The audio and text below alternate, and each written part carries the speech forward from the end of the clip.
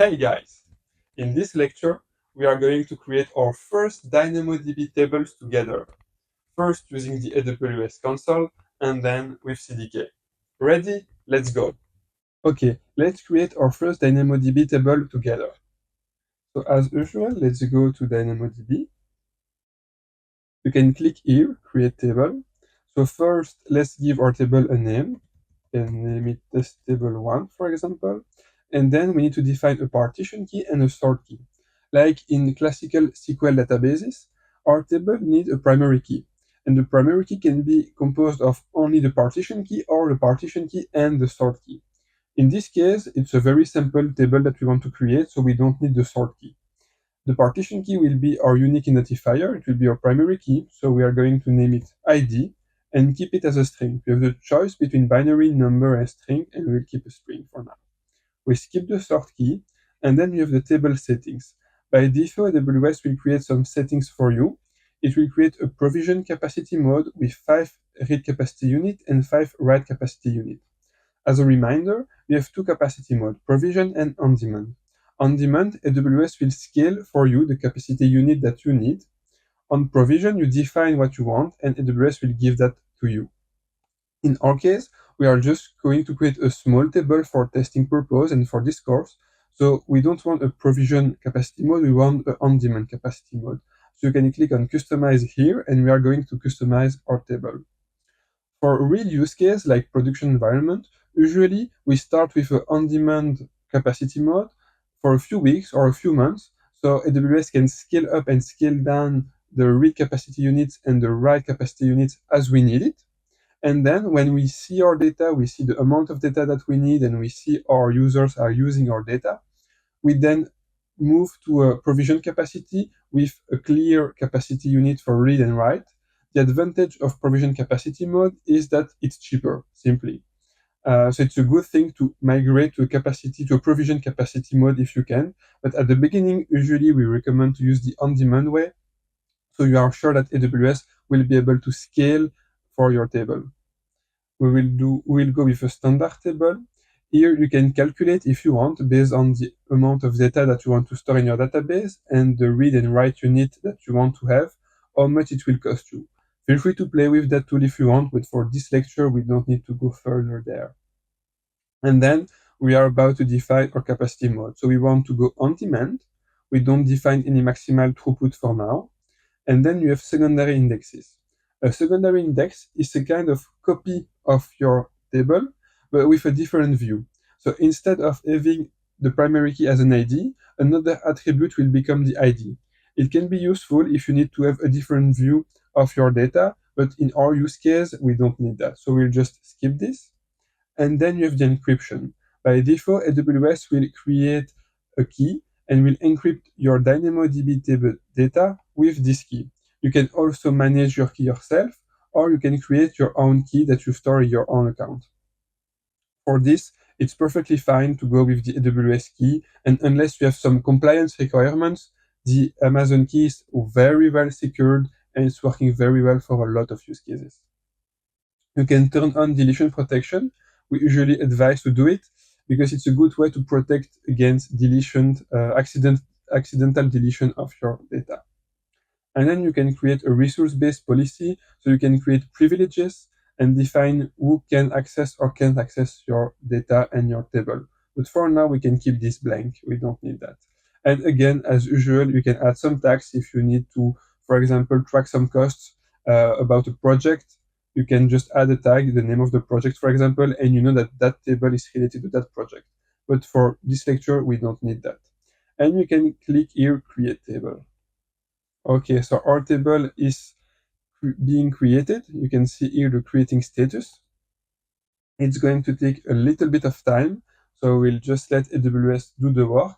And I'm going to show you here a few of the different options. There are a lot of options. We are not going to cover everything. This is not an in-depth lecture about DynamoDB, but I just want to show you the most important things you need to know. And as you can see now, our table is active, so AWS has successfully created our table. So if you go on dashboard, you just have a dashboard of DynamoDB, nothing crazy. In tables, you can see your different table. We are going to dive into our table in a few minutes. You can also directly explore items if you need to look for items or data inside your table. So just let me be clear. If you need to do some change on your tables, like change the settings, you go to tables. But if you want to play with your data, for example, you want to retrieve an item in your table, you go to explore items. Then you have another type of editor to make some advanced queries, but don't focus on that for now. You can create your backups. So you can create backups, automatic backups, and you can also create point-in-time recovery, where you can recover between a window of 5 minutes. So every 5 minutes, you have a new backup and a new window to restore your database. You can do some export to S3. S3 is just an object file storage, but don't worry, we are going to cover S3 in the next lecture, in the next sections. You can also import data from S3. You can have some integration. You can reserve some capacity. So it's another way to pay less. If you know that you will need a specific amount of capacity, you can, by default, in advance, reserve that capacity, and AWS will give you some discount. And then you have general settings about DynamoDB. And then you have DAX. DAX is the cache of DynamoDB. So DynamoDB is really fast. Usually you have like millisecond response. But sometimes for some application, you may need nanosecond response. And in that case, you will use DAX. We are not going to cover DAX because it's a big topic and there are a lot of things to be said about DAX. But just remember that this is the caching system built for DynamoDB. And it's very, very fast because you can have nanosecond responses. Let's go again to our table. So if you click here on our table, you can have more information. You can see on the overview what is our partition key. You can see if we have a sort key. You can see the capacity mode. You can see that we don't have the point-in-time recovery turned on for now. You can see the number of items that you have inside your database, and you can see some basic metrics. And here we have a few different tabs.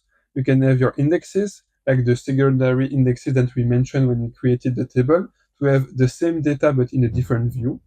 You can have monitoring information like alarms and metrics. You can have global tables if you want to replicate your table in different regions to make sure that if you lose your data in one region, you still have your data in another region. Then you have the backups that you can configure. You have a lot of other things like the export and streams if you want to stream data to DynamoDB or export data. You have the permissions that you can define and fine-grain, and you have some additional settings like, for example, the read and write capacity if you want to change that. You can also add a TTL, so you can create a record, and after the TTL has expired, DynamoDB will automatically delete that record for you. For example, you can manage the encryption, deletion protection, and so on. So this is all the configuration related to your table. Now let's explore the items. Click here, explore items. We have one table. For now, we have no item in our table, so let's create one. You need first the ID. This is the only attribute that you will always need because it's the primary key, and DynamoDB needs that to work properly. So let's create this. And if I click on create item, that's enough. I can create an item with just this information. As you can see, I have now a new item created. But I may want to create a new item with more information. So I can click here, create item.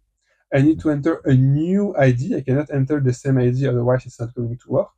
So let's enter a new ID. And here I have this button, add new attribute. And I can choose a type of data that I want. So let's, for example, choose string. And the attribute name will be name. And the string will be like, for example, Alex. This is the name of my user. And then I can create a number attribute. It will be age, and the age will be, for example, 68. So now I have a new item with new data, and I can click here, create item.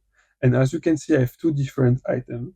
And that's the big advantage of DynamoDB compared to normal SQL databases. In a normal SQL database, you define your table, you define your columns, and you need to have data for those columns, or you can have empty data, but you cannot add or remove columns as you want. You need to update your schema if you need to change your columns. And here in DynamoDB, you can simply create new attributes as you need it. So here for this first row, I just have an ID, nothing else. Here for the second row, I have an ID, I have an age, I have a name. And DynamoDB does not complain about it. I can even create a new item with another ID and create a completely new type of data, like a Boolean value. We will name it verify, for example, and we will set it to true. We create the item, and you can see that now I have this new attribute only for this row. So that's really, really powerful.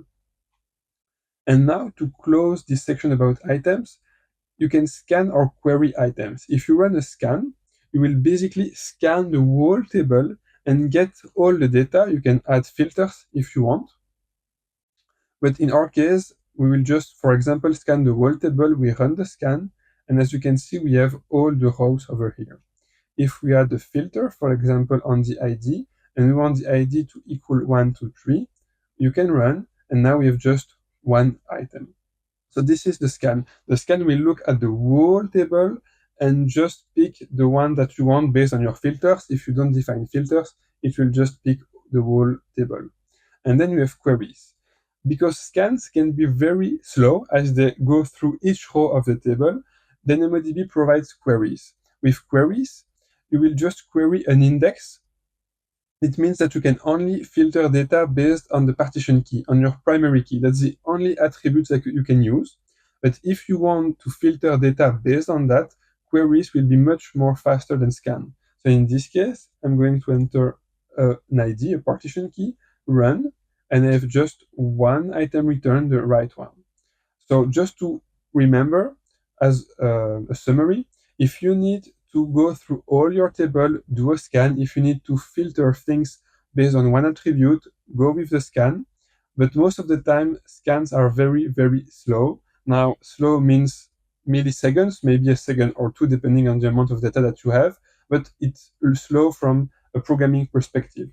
So if you need to find an item based on its ID, like based on his primary key, which happen really, really often, you can just use a query. It's much more faster because it uses an index. Okay, that's it. We have covered everything about DynamoDB related to the console of AWS. In the next lecture, we are going to deploy our DynamoDB table with CDK. Now, you know how to create DynamoDB tables in the console. You can configure them to suit your needs. You can also create items and make queries. In the next lecture, we are going to deploy a DynamoDB table with CDK and integrate it to our API. See you there.